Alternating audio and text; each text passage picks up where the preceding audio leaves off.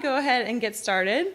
Thank you so much for coming. This is the second presentation of our Westmont Sustainability Speaker Series. So this is a joint collaboration between the Garden and Sustainability Club and the Kathi Institute. And we're really just hoping to foster more conversation and awareness around sustainability here at Westmont. So every month we're hosting a local expert to introduce a different environmental topic, anything from sustainable agriculture and seafood to beekeeping like we had last month, reducing your carbon footprint, energy, water conservation, and beyond. So these monthly events set the stage for this year's conversation on the liberal arts, which will be held in March and is hosted by the Kathi Institute. And the theme this year is Liberal Arts for a Fragile Planet. And we'll just be considering ways that a liberal education can foster environmental stewardship. So we look forward to that. And today I'm super excited to introduce our speaker for this month, Kathi King. Kathi is the Director of Outreach and Education at the Community Environmental Council, also known as the CEC. The CEC is a solutions-based organization that's been working on our area's most critical environmental issues since 1970. The CEC focuses on areas with the biggest impact on climate change, like energy, transportation, and food systems. So among many other initiatives, Kathi is behind the CEC's Rethink the Drink bottled water reduction program in local schools. She's also on the board of the Montecito Association and Sustainability Committee at Santa Barbara High School. Kathi also plays a key role in organizing the annual Earth Day Festival, which is awesome if you guys haven't attended before, and the Green Gala, which sounds like just took place and was a huge hit. So I'm super excited to have Kathi here. I know we have a lot to learn from her, and thanks for coming. Take it away. Thank you. I think we're just using the mic so that it feeds to the video, so otherwise I would just talk. So I love hearing myself on the mic, and it seems a little formal for this size group, but we do want to be able to have this preserved, so that's why we're doing it this way. So the Community Environmental Council, the significance of the date that the organization was founded, 1970, is because in 1969 there was the worst oil spill in the U.S. to date in Santa Barbara. And to put that into perspective, it was 3 million gallons at a platform, Holly, which is one of the oil platforms that you can still see and still operational here. And that was 3 million gallons. If you were here about a year and a half ago when there was an oil spill up the coast of Refugio, that was 20,000 gallons. So it was a much, much more impactful spill, and the worst in the U.S. at the time, which now is the third worst because it has been surpassed by the Exxon Valdez, which was a few years later, and then by the one in the Gulf of Mexico about 5 years ago. So people got really anxious and worried about using oil to power ourselves when they saw the results of what can happen to our beaches and to our environment as a result of using fossil fuels. So a lot of people, got up in arms about it, and a lot of groups were formed, including the Community Environmental Council, started by some UCSB students who said, well, what can we do differently? And at that time, there wasn't any recycling infrastructure in California at all. So like when I was a kid, we had paper drives at our church. That's where we took our newspaper, and my dad would go, part of the vestry, he would go and bundle papers and help them load them on the truck at church on the weekends, because that was the only, that was the way that any kind of recycling got done. And so CEC saw the hole there and the need, with the desire in the community to start doing something about it. And they started a recycling center. And then they realized, well, we can't recycle everything, but there's still stuff that shouldn't be going into the trash, like batteries and paint. And so they started a hazardous waste collection. And then they saw that there's things that could be used in other ways, and so they started a reuse store. And so they did all these things over time, and basically started a whole bunch of businesses, was what it turned into. And then recycling ended up going to the state and becoming, curbside. And so about 11 years ago now, the board said, well, now we've got all these things up and running, and now what do we do? Because basically the ethos of the CEC was a social change model. You see a problem, you figure out how to fix it, you get early adoption into it, and then you integrate it into society, and then you go, okay, we're done, and we move on to the next thing. So that's what they did with all of those things. They sold recycling to Marburg. This was about 10 years ago, so maybe a little more, 11 years ago. They sold recycling to Marburg. They created Art from Scrap as its own nonprofit, which still exists now as part of Explore Ecology, which is an education program. The Hazardous Waste Collection Center is at UCSB. And then they said, well, what's the next thing? What is the next social change that we need to focus on? And they decided that it was basically energy. That it basically back to the roots of, well, what is oil and doing for us, and what are the better solutions to continued dependence on fossil fuels? And their new slogan was fossil free by 33, which is a stretch goal, but you got to have those. So anyway, that's the sort of the basics of CEC and where we are now. And so when I started thinking about sustainability and what it means, and I Googled it, this one stood out for me. There's a whole bunch. When you Google sustainability wordles, you get a whole jillion results, as you do with everything that you Google. But this one stood out for me because of the word future being so big. And especially when talking to people who are up and coming, from little kids to college age, the future is in your hands, and will be, and you are the future. So all of these things are part of sustainability, but particularly the future. So what is sustainability? It's one of those words that's now starting to be kind of overused to the point where it doesn't mean anything anymore. But for me, I think this picture kind of sums it up in the sense that for me, it's the circle of life, right? It's birth, it's life, it's death, and all of those things, and how they fit into the ecosystem of the entire planet, and how they fit into our lives.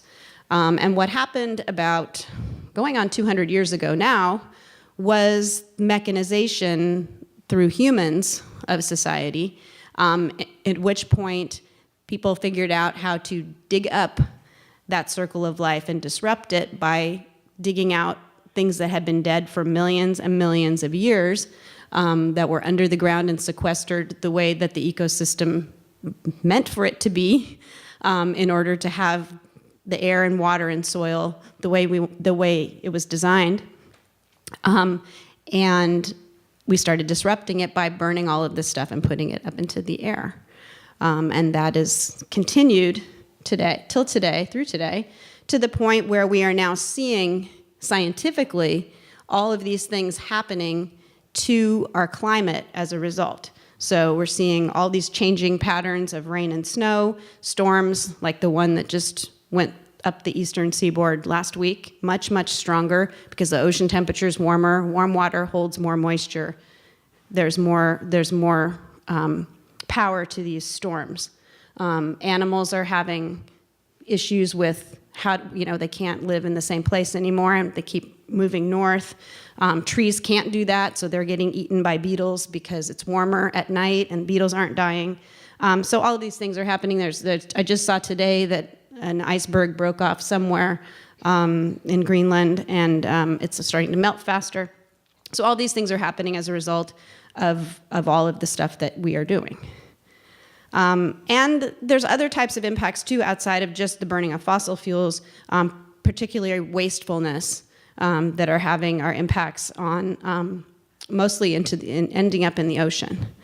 So that gets us starting to think of, well, what happens when we throw something away? Because in our mind, it's gone, right? Especially when you're a little kid. Oh, there's the trash can, throw it away. It's gone, and we don't have to think about it anymore. But collectively, all of us not thinking about it when we put something in the trash can is starting to come back on us. Because, we have landfills, which is where we put most of our stuff. That's away. Away is a place. It's not just a concept. It is somewhere. And so that's our landfill. It's about 30 miles up the coast, has an ocean view, it's very pretty. And they do a really good job of covering it up with dirt every day, squishing everything down, covering it up with dirt again the next day. They even have falcons up there to keep the seagulls away, so that because the beach was becoming polluted from the quantity of seagulls that were there every day. So there's a guy with a falcon that zips around. It's a great place to take a tour of. It's really interesting what the management practices that they have up there. But it's big and it's noisy. There's trash trucks going up and down all day, every day. And so nobody wants a new one because nobody wants that new one to be anywhere near where they live. For one thing, nobody wants a new one because it costs about $100 million to make a new one. So it's definitely in our best interest to keep this open as long as possible. And, but it's filling up faster than it used to, and one of the reasons it's filling up faster is that there's so much more trash. And then there's the trash that escapes collection systems. Like even when we throw trash away, a lot of it gets out. And a lot of that has to do with how light a lot of our trash is, particularly plastic trash. They're estimating now, because of the quantity that's out there, not in the landfills, that probably up to 30% of it escapes collection systems. I mean, you know, you hear on the other side the plastics industry saying, well, just throw it away and then you'll be fine. But we're not litter bugs. We know where to put it. It's just that when we do put it in the proper place, a lot of times it gets out. And so where does that end up when it gets out? Where does everything end up? What is there? In the ocean, and particularly in a coastal community where we are, you know, stewards of our ocean. But even farther inland, you know, there's going to be a stream or a river or a creek, and even a storm drain in urban areas, and all of those ultimately end up in the ocean as well. So we're not the only ones whose trash ends up there. And so this is what you get at so many beaches throughout the world. And it's now causing big problems in the ocean because there's so much of it. And they used to blame it on cruise ships, like, oh, these cruise ships people are just throwing their trash overboard. But there's been enough studies now that show that 80% of the trash that's in the ocean started out on land. So we can't use the cruise ships as scapegoats anymore. And you will hear some pie in the sky type inventors and innovators out there saying that, oh, well, I'll just go clean it up, and here's my little boat, and we're gonna figure out how to clean it up. That's really like trying to clean up this room with a toothpick as a blind person. You know what I mean? It's like there's just too much of it, and it's too invasive. Because you might have, I'm gonna go back here for a second, you might have heard about the garbage patch, right?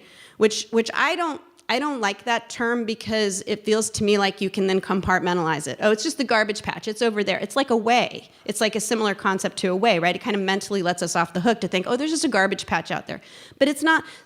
Most of the garbage patch is not even visible from the sky, like, or even in a boat. If you were out there in the middle of the garbage patch, you might not even know you were in there. Because basically it's just a series of currents that swirls everything together so it all ends up in the same place. But it doesn't end up in the same place in the sense that it's an island that you can just go out there with some sort of scoop mechanism and clean it up. It does this. Because plastic photodegrades, it doesn't biodegrade, so it's always going to be there. Every bit of plastic that goes there stays there unless it gets taken out. But it photodegrades so tiny that it becomes as small as plankton ultimately. So you can't clean that up when it's the size of plankton. And you can't clean it up throughout the water column, because what are you going to clean up if you try to scoop this stuff up? What else are you going to get with it? Life, right? There's going to be life byproduct and unintended consequences of trying to scoop this stuff up. And so it's also not just the North Pacific Gyre, which gets the most attention and is probably the biggest, but there's gyres in every single ocean. So you could scoop up a random gallon of ocean water pretty much anywhere in the world, and there will be plastic particles in it. That's how pervasive it has become. You might remember a couple years ago, if you look at the Indian Ocean Gyre, when there was a couple of big airplanes that went down in that area, and they couldn't find any of the debris. And a couple times they thought they had found the debris, and it was actually plastic floating in the Indian Ocean that they mistook for it, because there's that much of it, and some of it is that big. So when animals come across trash in the ocean, what do they think that it is? Food, exactly. Does anyone know what a sea turtle's favorite meal is? See, if you were kindergartners, the kindergartners scream this out. A jellyfish, so clearly it mimics a jellyfish very closely, and then the estimates now are pretty much that there aren't any sea turtles out there that haven't come into contact with plastic. And a lot of times it's fatal. Sometimes it's not, and sometimes they just become entangled in it. And what are other species besides humans that make trash? Right. We're the only ones. So animals would not have any expectation that it would be something that was inedible, because that's not really a concept for animals.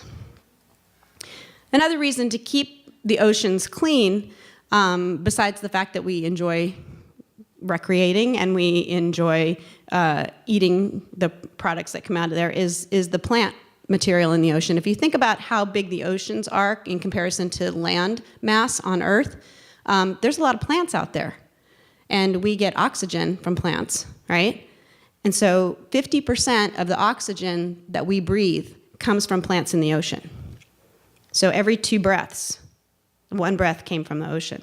That's pretty powerful, just in terms of keeping the ocean clean, if for no other reason than that one. So at the CEC, we've been working locally on solutions to some of these issues for quite a long time. And like I said, we kind of pivoted about 10 years ago. I wasn't with the organization then. I've been there since 2008, so I've been there since we've started on the path to working on clean energy issues, mostly.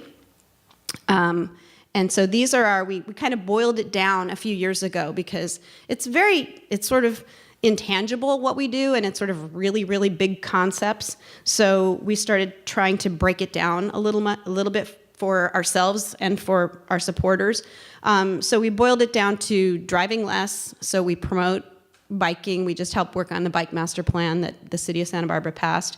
We promote choosing electric vehicles, hybrid vehicles, and maybe even hydrogen vehicles. We'll see where that goes. Solar power, getting out of plastic products, and eating locally. So those are kind of all of the things that we have different people working on programmatically, even though we're only a staff of 8 people. So even this is biting off a lot, but we have figured out some ways to do those programs. So this is kind of our ideal right here on a couple of our programs. So this is a family in Gala. They have a Nissan Leaf, and they actually are now a 2-Leaf family. They bought a second one. If you look on the upper left there, they have solar panels on their house. And so they are driving on sunshine, because those cars are all electric. And they're not paying an electric bill, because they're getting all their electricity through the sun. So this is our ideal for the future, what we would like to see in terms of energy use in homes and vehicles. This is a program that we started about 6 years ago to help in schools with waste and also with hydration, because a lot of times kids don't stay hydrated enough, or they drink too much Gatorade or soda. So we started this program to put these water stations into schools so that kids could fill up for free. And they're cold, and they've got a little bit of a filter on them, not enough to waste water, but enough to make it taste, because California water, especially Southern California water, is not the best tasting water. And we now have about almost 75 of them this is Santa Barbara High. They have 3. Some of the bigger schools need more. You have one here. Have you seen the one in the gym? Yeah, that was through us. Because we were working with your athletic director is a supporter of our organization, and we worked with him to get that one into the gym. And what we've mostly focused, I think this is our only college, we've mostly focused on K-12 schools. And they have little tickers on them, you've seen that, where you can count the uses, and kids love that. So we're pushing 3 million uses on the machines that we have, which is really nice. The other part of our Ditch Plastic program is, I thought that was a microphone, is getting rid of plastic bags. Because really, that has been the low-hanging fruit in terms of single-use plastics, because they're given out for free. You can't really regulate bottled water. You can figure out alternatives, but you can't really regulate it. But plastic bags can be regulated. This started as a movement in California about 10 years ago. San Francisco, no surprise, was the first city in California to get rid of them. And so we started working on it. We got Carpinteria to say yes in 2008. City of Santa Barbara few years later. It takes a long time, and we had to actually wait for the right city council. We went to city council several times with a 4-3 vote against, and then there was an election in the fall of 2012, and we went back, and we had 4-3-4. So even local elections have consequences, and every vote in that election counted, because if Kathy Murillo hadn't been elected to city council, we probably wouldn't have gotten back to a 4-3. I think we ended up with a 6-1 because we had worn down the other council members so much that they finally just said, forget it, go ahead, do this. Don't come back here anymore. And sometimes that's what it takes. And then we went to unincorporated county, so through the Board of Supervisors. So that got Montecito Grosser, which is down the street here, which is not in any incorporated city. And there's actually quite a bit of unincorporated Santa Barbara County. The bag usage in the city of Santa Barbara was about 45 million a year. And in unincorporated county, it was more like 100 million a year. So between those two, or I think it was more like 70, between those two, we got rid of 100 million bags a year, just off those two ordinances. And so now, is anyone registered to vote in California? Any Californians in here? And you're going to vote, right? Even though we're ready for this election to be over. But here's a good one, okay? So the very bottom of the ballot is Proposition 67. That is a statewide bag law that will get rid of bags in grocery stores. There will still be bags in retail stores. There will still be bags if you need them for secondary uses. Like in Santa Barbara, we went from 48 million, like I said, to about 5 million. So for a town this size, 5 million bags for secondary uses, I think, is okay. It's enough. And so Proposition 67 will reduce California's bag distribution by 12 billion with a B. That's how many bags are going out. And that's down from 19 billion because starting when San Francisco did their ordinance to now, there's 150 jurisdictions throughout California that have bag laws. So it's it's very piecemeal, and you have places in LA area where there's a store across the street from each other that aren't on the same law. So the state law will eliminate a lot of that kind of patchworking of law, and clearly, it's working. People want it. Like San Jose put theirs into effect a few years ago, and when they started cleaning up their creeks and figuring out the data, it's like over an 80% reduction in trash in their creeks. And so, a lot of that stuff, if they don't collect it in the creek, it's going to end up in the ocean. So there's definite environmental benefits to getting rid of plastic bags. People still seem to be getting their groceries, so we're okay. The world didn't come crashing down because people don't have plastic bags. And what happened was it actually got signed into law through the state legislature in 2014. Governor Brown signed it. It was a law. Yay, we're done. And then within 3 weeks, bag manufacturers from out of state, because there's very little bag manufacturing in the state of California, came here, paid people to go get signatures, got the number of signatures needed to put it on the ballot, and that's why we have to vote on it. And they don't want to end. They delayed implementation by a year and a half. And in that year and a half, they made $148 million in bag sales. So it's big business. They don't want it to go away. But clearly, if we're going to make a dent in the plastic output that we have, this is a way to do it. Single-use plastics are now more than half of all the plastics that are made. Plastic has its uses, as if you look around, well, this is a nice room, so there isn't a lot of plastic in here, but a lot of times we're sitting in plastic chairs, in classrooms, and there's a lot of uses of plastic that is good because it lasts over time, but this kind that we use and discard within 12 minutes, it's really, I think, needs to come to an end. So Prop 67, last item on the ballot. So if you want to start at the bottom with a yes and feel good about what you're voting on, you can start at the bottom and work your way up. Prop 65, which is framed as an Environmental Protection Act, was also put on the ballot by bag manufacturers. They want to take the 10-cent fee away from stores and put it into some sort of fund that they didn't really very clearly define. And I think they did that on purpose so that they could sort of monkey around with it and put it into the legal system and maybe even use that as a delay in implementation of the bag law. So that's a no. So in the spirit of Halloween, yes on 67 because it's a treat and no on 65 because it's a trick. So, because, if it gets too many votes, it's going to monkey with 67. So, and they also, the California Grocers Association has been a very strong partner with environmental groups in these bag laws. And the reason that the bag manufacturers put this on the ballot was to try to divide those two groups. They want to take the allies in this and divide them so that they can make sure that they maintain their business. So anyway, that's what we are recommending. I think if you look at other endorsements locally, like if the Independent has a tear out for all their endorsements, they echo this. I think there aren't very many newspapers in the state that haven't said to vote yes on 67 and no on 65. So it's not just us, just so you know.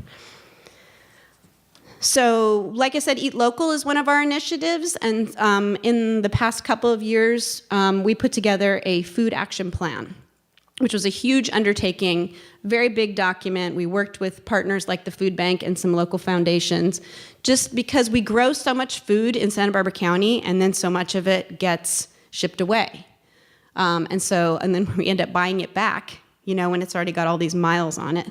So it's just a blueprint to try to figure out how to work within our economy to keep some of what we grow here, and also to feed people healthy food. The Food Bank is really working on not just distributing calories to people who need it, but the right kind of calories.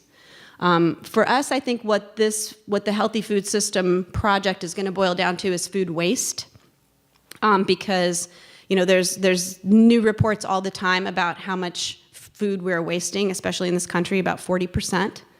And that's a huge amount of water resources, pesticides and herbicides and transportation resources that are used on food that then people don't eat. So really getting the word out there that wasting food is, very detrimental to energy use. This is a big project for us. It's called Community Choice Energy. I don't know if you've heard about it.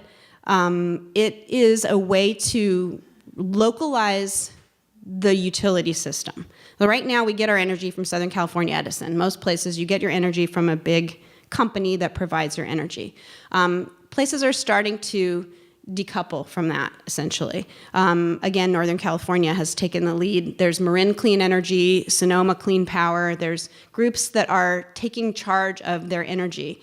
And what that does is it drives the market for local renewable, because then there's somebody nearby who will pay for it, who will buy it from you.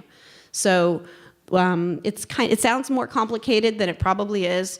Although it's going through this county system right now. We got the county to agree to do a feasibility study, so this is kind of on the horizon for us, and hopefully will happen. And then it will just give you a choice. You can get an electric bill that you can determine how much you want from renewables.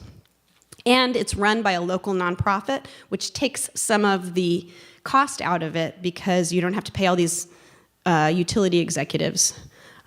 So there's some cost benefit to it just in the way that it's structured, but also it does drive up the market for renewables. Like Michelle was telling you, we do the Earth Day Festival. So if you're still around in the spring, it's a great 2-day event in Alameda Park. If you're interested in sustainable, any kind of business from solar to food to artisan craft people, they all come. We have about 200 booths. We have a green car show. You can drive some of the new models of Toyota and Tesla usually comes, and Nissan. So we get about 30,000 people through Alameda Park over the weekend, and we have music all weekend. So it's super fun. So I guess part of what I was asked to share with you is, so now what can you do? You heard what we're doing, and there's certainly ways for you to engage in what we're doing. But there are also things in every single one of us in our daily lives can do. I mean, to me, this just needs to be more top of mind.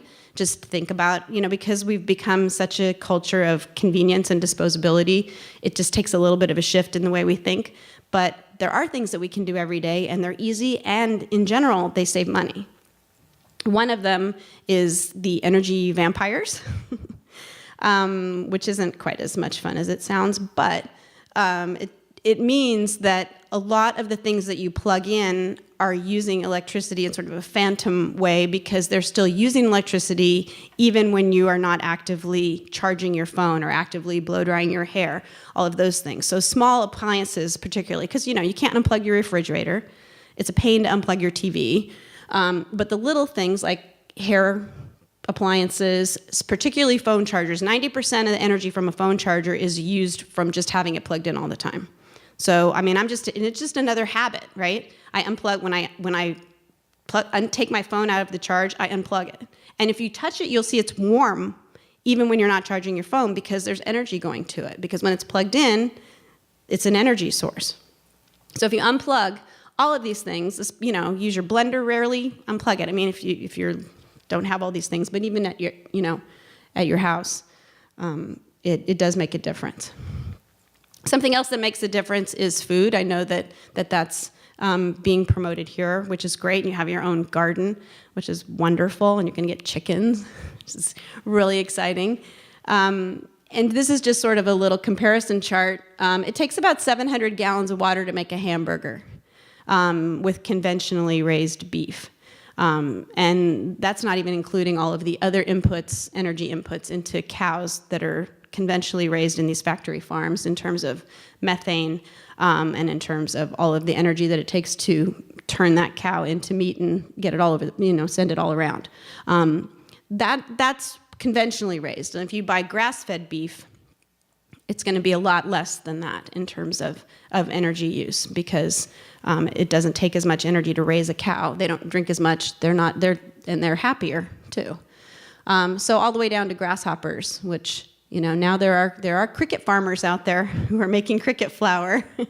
Crickets don't drink very much. I think it's like less than a teaspoon in its whole life. So what you eat definitely makes a difference, particularly some of the bigger proteins. And then there's the food waste equation, which we already kind of touched on. It's a lot of water, a lot of oil, and that's just in terms of the waste.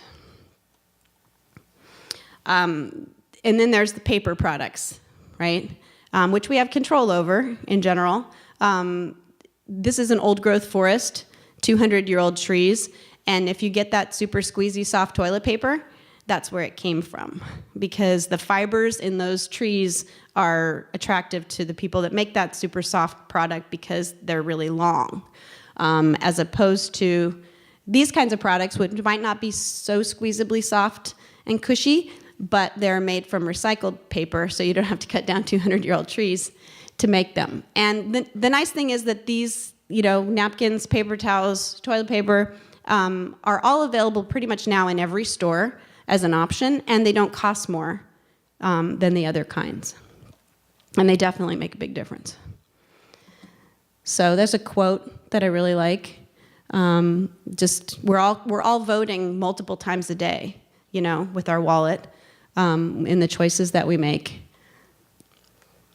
And of course, this time of year, looking at candidates and propositions that are going to do all the things that we've been talking about, obviously is something that we would like to see. And that's it for me.